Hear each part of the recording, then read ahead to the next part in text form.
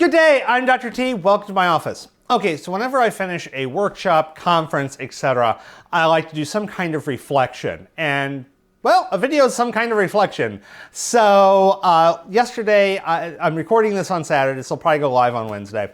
So Friday, before this goes live, I was at a workshop hosted by our Center for Teaching and Learning on ChatGPT, because that's the topic du jour in academia for blindingly obvious reasons.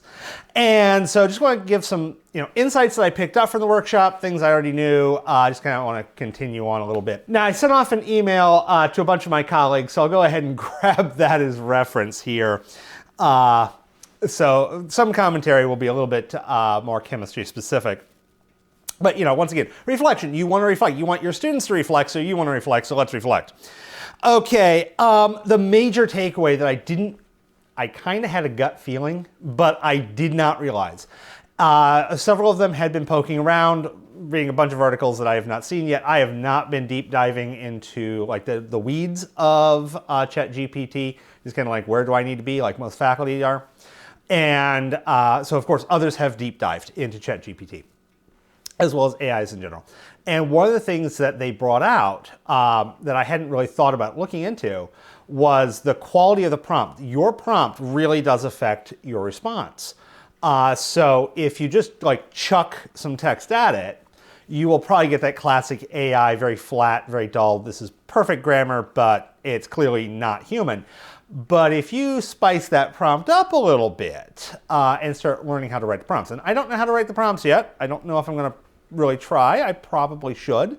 Then you can get a much more interesting prompt. So in the style of this person, they had one that's like explain theoretical physics or explain general relativity in the style of Shakespeare. So it was a physics sonnet, and it was not bad at all. So yeah, that does mean though, one, detectors, and this was the argument. Kind of the general consensus is, the detecting software, they can detect the low quality prompts, but if the students learn how to do the prompts well, the detecting software is not going to detect it. You're not going to detect it. This is basically invisible. So quality of the prompt matters a ton, which means that's its own skill. And I'm going to get back to why that's a big deal. But also, basically just assume students can, if they try hard enough, kind of the standard determined attacker, they're going to get through. If the student learns how to use AI well enough, there is nothing that's going to stop them. Now, currently, ChatGPT is free.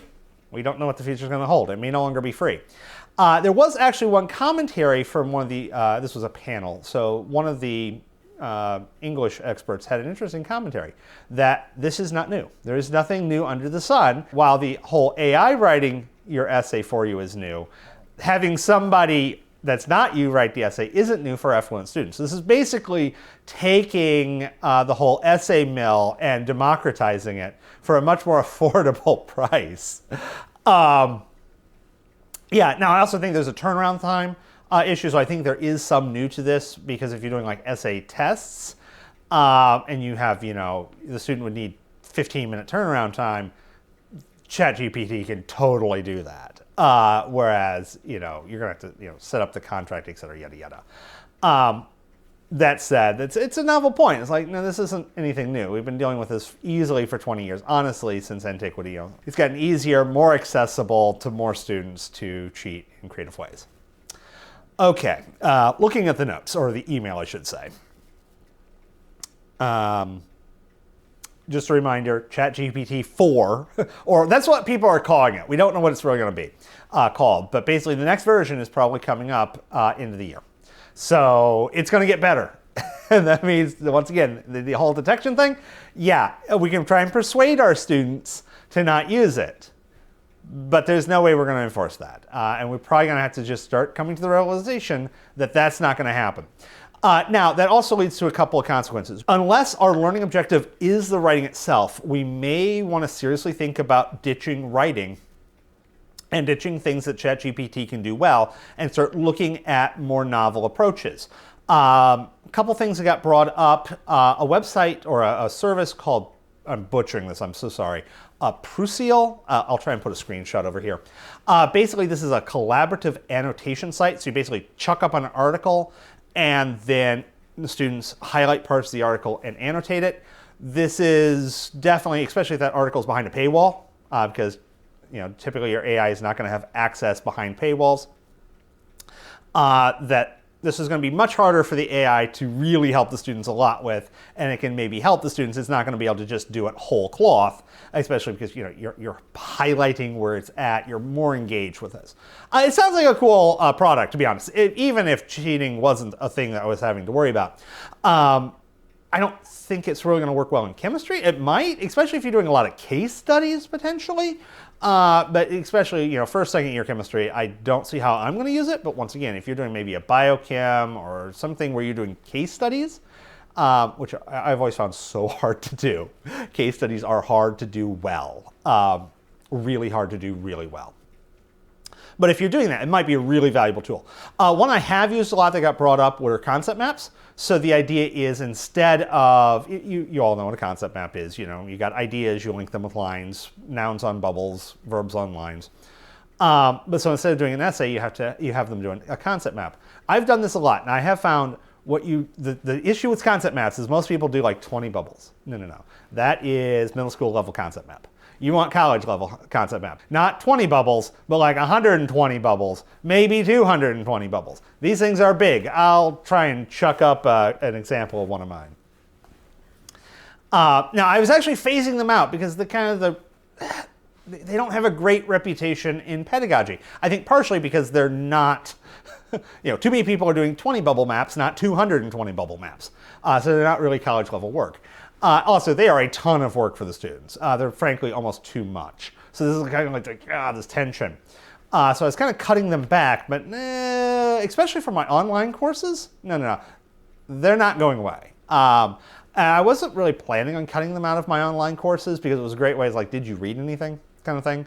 So this is, low level assessment, especially, we've been online courses, you do multiple choice tests, you just Google the answers. You can lockdown browsers might be a solution. I am really uncomfortable with the idea of lockdown browsers. Also, I think they're a little easier to subvert than one might think. Chuck that thing to a virtual machine and sandbox it like you would malicious software. It might detect that it's in a machine, not if you do your job right. Honestly, there are devices where you can have two computers, one keyboard, one mouse. And you just switch between the two. So you just put it's not a virtual machine, it's literally two computers. And frankly, there are Fourth Amendment concerns with some of the room scans, etc. So I don't know what the future of that's going to hold. If you're in Ohio, they're now illegal. The rest, because of the way U.S. courts work, the rest is still up in air. But yeah, so this does make things interesting. It does mean that my essay final exam for a lot of my online courses needs to get chucked out the window. That ChatGPT just makes that way too easy. It does. I've tested it on the questions. It works perfectly. Okay, so scrolling back through the notes again. Citations. This is something I noticed really early on and had heard about. ChatGPT and generally AI in general is going to, if it doesn't know something, it's going to make it up. It's going to do a very good job of making it up. So it can do very convincing baloney. Which means if you ask for citations, it'll give you citations. However, they may not actually go to anything. So I found when I asked for citations, about half the citations were to Wikipedia articles, and frankly, it's pretty easy to guess a Wikipedia article's title because that's the way they're built. That's kind of on purpose. But when it came to actually academic citations, these were things that didn't exist. And it's easy to kind of like ask for, a topic and a researcher, and the researcher doesn't do anything with the topic, and you'll get a citation to a paper. It's not a real paper, but it's a paper. Okay, now, as I mentioned earlier, the quality of the prompt really matters, and there was a business professor on the panel, and of course, his perspective was very much from the corporate world. AI is going to be disruptive. There is no doubt that businesses are going to jump in on the whole AI bandwagon. Microsoft's already chucked a ton of money. We could easily be seeing AI built into Word. I don't know what the future is going to hold. I would not be surprised if Word now gets AI, or maybe if it's Word Premium. I assume the whole free AI, I don't see that staying, and I think that was a general consensus of a lot of the panel. There's going to be a fee. This is a little too useful. Chegg is not free. So we could easily see things get tied in together, where there's going to be a price tag, but also it's just going to become ubiquitous. So one of the arguments is that one of the skills that we really need to teach, especially for those going into corporate world, which is most, is how to use AI. There were some concerns about whether or not you should actually make assignments that use ChatGPT. There are some security issues and privacy concerns, kind of the same as you would with social media. The AI is learning too. So that was, definitely a debate. The question ends up being, is now all of a sudden in the future, one of those core skills, marketable skills, the value add that the person can give is going to be how to use the AI. So we may be needing to think, one, if it doesn't, require, if the learning objective is not writing, then maybe move away from a written essay format into something else. And then, frankly, that something else may very well involve AI and make using AI part of the learning objective. You can't beat them, join them, and we ain't going to beat this thing. Kind of the last two issues that the current versions of AI struggle with that may be kind of a big issue, more like an existential scale. The worst one is that AI cannot distinguish fact from misinformation. Of course, a lot of people can't either. That's not unexpected. So a lot of the AIs were trained on information on the web, biases, misinformation, propaganda that was floating around on the web at the time is going to be present in the AI. There was at least a couple of examples of, a prompt that was written with kind of, a strategically placed blank or two, and you got back some rather racist or misogynistic statements out of there. So it was like, whoa, okay. And so that could be a problem. And of course, that's something that as a society we need to deal with, because now all of a sudden misinformation, whether it be unintentional or intentional misinformation, can get spread and elevated. We've seen this a lot with AI. We've seen this in the past. I believe there was some policing AI that, shall we say, had higher sensitivities to people with certain skin colors. So we're going to have to be very careful on this one. OpenAI, the owners of ChatGPT, are definitely putting in guardrails. So like if you ask it to write a malicious code, write a virus for you, it's like, no.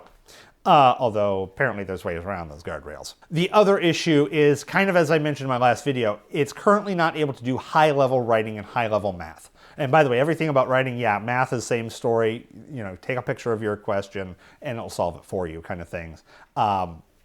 Write code for you, do Excel spreadsheets for you. Once again, I've not tried anything other than writing, but this is what I've been hearing. The feedback from the other faculty who have really poked around at some of the more creative solutions with this.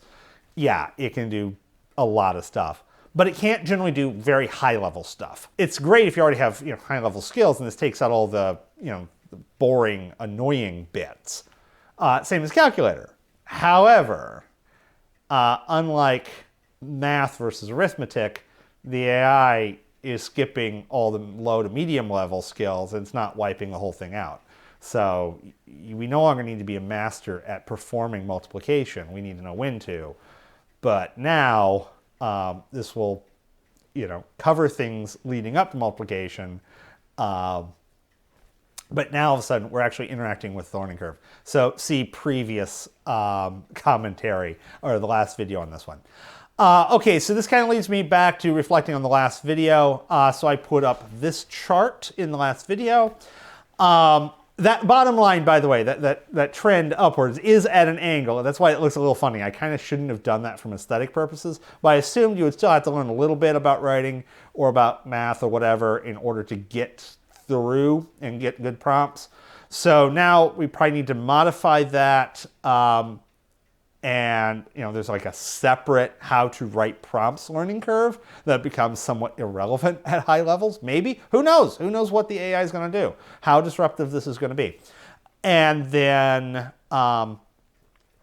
we also need to start thinking about how do we use an an AI independent, something where the students aren't going to be able to use the AI and still meet those learning objectives. And before I leave, there was one other view, and I don't know how I feel about this. The view was simple. Let them use it. They're cheating themselves. If they cheat, they hurt themselves. Not our problem. If they come to the class where they've gone through, writing 1, 2, 3, 4, and now all of a sudden they've got to do some high-level writing, or they've done, a bunch of math and they've come to the point where they need to do some high-level math. They need to actually cite the papers. They do things that the AI can't happen, and they've been relying on AI the whole time, and they can't do it, and they crash and burn. Not our problem. I don't know if we'll be allowed to say that. I think admin and society are not going to allow us to say, hey, you cheated, you failed, this is your moral responsibility. I mean, from an ethics point of view, yeah, I kind of get it. It's a very libertarian approach, and I kind of like it. But I don't know if society is going to let us do this. And also, I do fear there's going to be collateral damage. If a student graduates college, they have a 4.0. They go to work for a company. It's clear that they're an incompetent idiot. They have no idea what they're doing. They learn nothing because they cheated their way through college. Well, that company is going to look at the college degree and go, well, let's never hire anyone from there again. So the students who did work hard, they did become masters of their material, now all of a sudden get punished because the previous idiot spoiled the water for it. Once again, we kind of see this, students have been buying their diplomas. So I don't know what the future holds. This is definitely interesting. So, wow, that was uplifting. Have a wonderful day, and I will see you in later videos.